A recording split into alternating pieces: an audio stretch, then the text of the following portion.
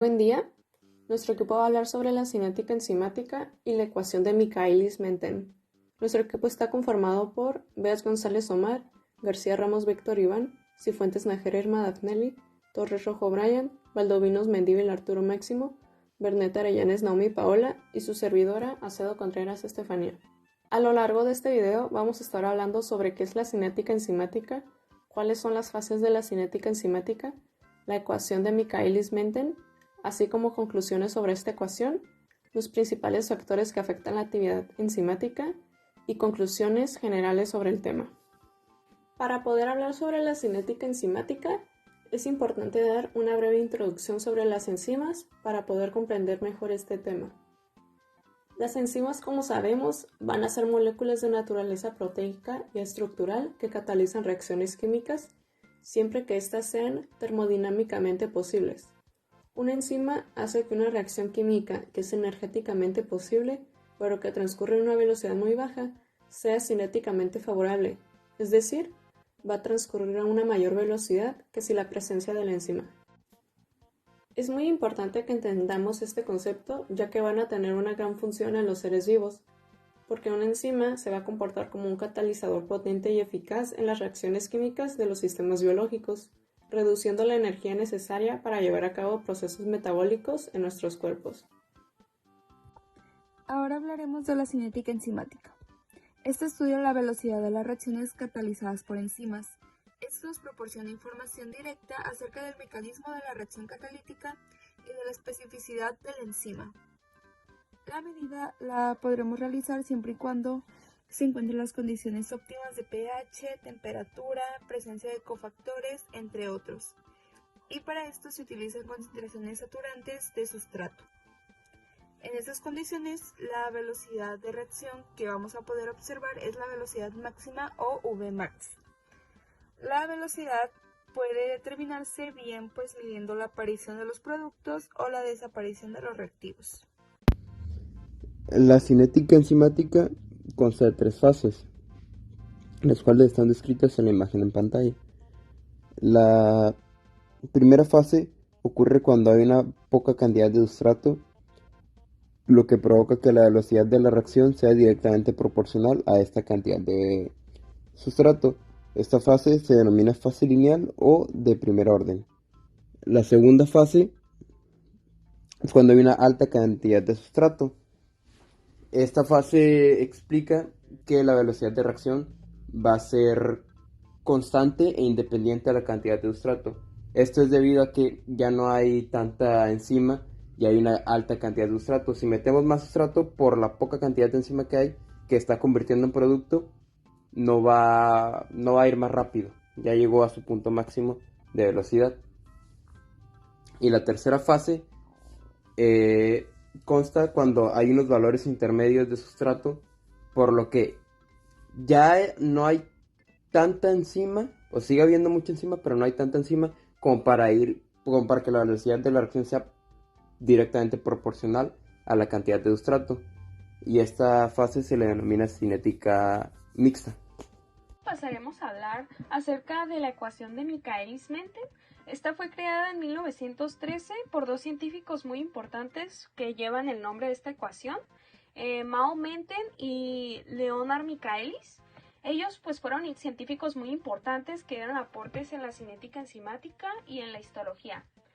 Pues básicamente la ecuación que ellos proponen pues nos habla de cómo varía la velocidad de una reacción pues según la concentración del sustrato, ¿no? Pues además de eso, pues nos proponen que las reacciones que son catalizadas enzimáticamente ocurren en dos etapas, que es lo que está de este lado en la siguiente diapositiva. La primera etapa nos habla de la reacción complejo enzima-sustrato y pues la segunda, pues que es la formación y función que tiene la enzima, ¿no? Que es pues el crear o formar un producto a partir de ese sustrato. En la parte de abajo tenemos aquí en este cuadro de color azul una representación, ¿no? Que básicamente la suma de la enzima más el sustrato se define como K1 y K2 pues hace referencia a la reversibilidad que puede tener pues la reacción, ¿no? Donde la enzima puede liberar el sustrato pues sin haberlo catalizado. Tenemos también el complejo enzima-sustrato que está aquí en el centro cuando ya la enzima está haciendo pues su chamba.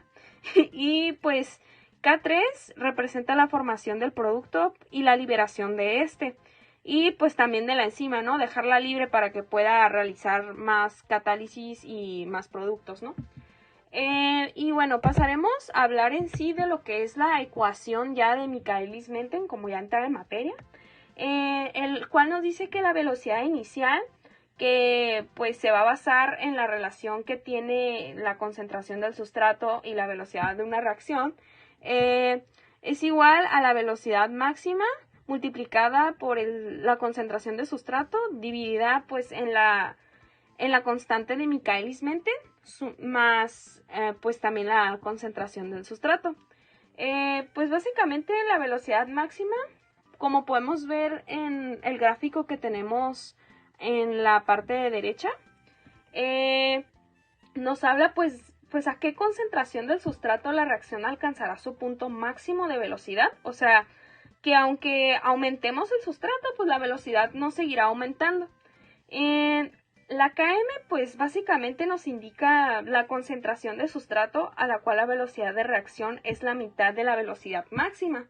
Lo podemos ver de color moradito ahí en la mitad, como va aumentando la velocidad hasta llegar a la máxima, pues la mitad es la constante de Michaelis-Menten. Y pues básicamente pues ya sean mayores o menores estos valores, nos pueden indicar la afinidad por el sustrato que tiene la enzima. Pero pues esto lo van a explicar mejor mis compañeros con las conclusiones pues de estos científicos. Ahora pasaremos a hablar de algunas de las conclusiones importantes sobre la cinética de Michaelis-Menten y pues la ecuación en general. Vamos a entender que el modelo de Michaelis-Menten pues es un modelo sencillo de reacción enzimática desarrollado pues por Leonard Michaelis y Maud Menten en 1913, y pues básicamente en conclusión está basado en los dos supuestos. Una reacción enzimática tiene lugar en dos pasos: la formación de un complejo enzima y disociación de la enzima y el producto. Eso es como en general lo que significaría lo que es esta teoría. Y por otra parte tenemos 5 puntos muy importantes, que es el primero, las características de la constante, que es característica de una enzima y particular para un sustrato y va a reflejar la afinidad de la enzima por ese sustrato. Este parámetro, la constante, pues no varía con la concentración de la enzima. Por otra parte tenemos el significado de las constantes. Primero es la pequeña, que va a reflejar una alta afinidad de la enzima por su sustrato, porque a una baja concentración del mismo, la enzima ha desarrollado pues ya la mitad de la velocidad máxima. Y por el contrario, si tenemos una constante grande, va a reflejar una baja afinidad de la enzima por su sustrato, porque a una concentración elevada del mismo, pues la enzima desarrolla la mitad de la velocidad máxima. Como otros puntos tenemos la relación de la velocidad pues con la concentración de la enzima, y básicamente es directamente proporcional a la concentración de la enzima a cualquier concentración de sustrato. Si la concentración, por ejemplo, de enzima es disminuida a la mitad, la velocidad inicial de la reacción pues es reducida también a la mitad de la original. Y por último tenemos el orden de la reacción. Cuando la concentración del sustrato pues es más pequeña que la constante de Michaelis-Menten, pues la velocidad de reacción es aproximadamente igual a la concentración que va a ser del sustrato. Ahora vamos a hablar acerca de los principales factores que afectan a la actividad enzimática. Los primeros serían la concentración del sustrato y la concentración de la enzima. En cualquier reacción catalizada, el sustrato debe unirse primero con la enzima para formar el complejo enzima-sustrato. Para una concentración de sustrato particular, un aumento en la concentración enzimática aumenta la velocidad de la reacción catalizada. A concentraciones enzimáticas más altas, más moléculas están disponibles para unirse al sustrato y catalizar la reacción. Mientras la concentración del sustrato sea mayor que la concentración de la enzima, hay una relación directa entre la concentración de la enzima y la actividad enzimática. Pero en muchas de las reacciones catalizadas por enzimas, la concentración del sustrato es mucho mayor que la concentración de la enzima. Cuando la concentración de la enzima se mantiene constante, la adición de más sustrato aumentará la velocidad de la reacción. Si la concentración de este sustrato ya es alta, puede saturar todas las moléculas de la enzima, Entonces la velocidad de la reacción alcanza su máximo y la adición de más sustrato no aumentaría más la velocidad de la reacción. El siguiente factor importante del que hablar es la temperatura. Como sabemos, las enzimas son muy sensibles a estas y a bajas temperaturas la mayor parte de las enzimas muestran poca actividad porque no hay suficiente cantidad de energía para que tenga lugar la reacción catalizada. Mientras que a temperaturas más altas, la actividad enzimática aumenta a medida que las moléculas reactantes se mueven más rápido para generar más colisiones con las enzimas. La mayoría de las enzimas humanas son más activas a temperatura óptima, que sería unos 37 grados Celsius o a temperatura corporal, y a temperaturas superiores de 50 grados Celsius, la estructura terciaria y por ende la forma de la mayor parte de las proteínas se destruye, lo que causa una pérdida de actividad enzimática.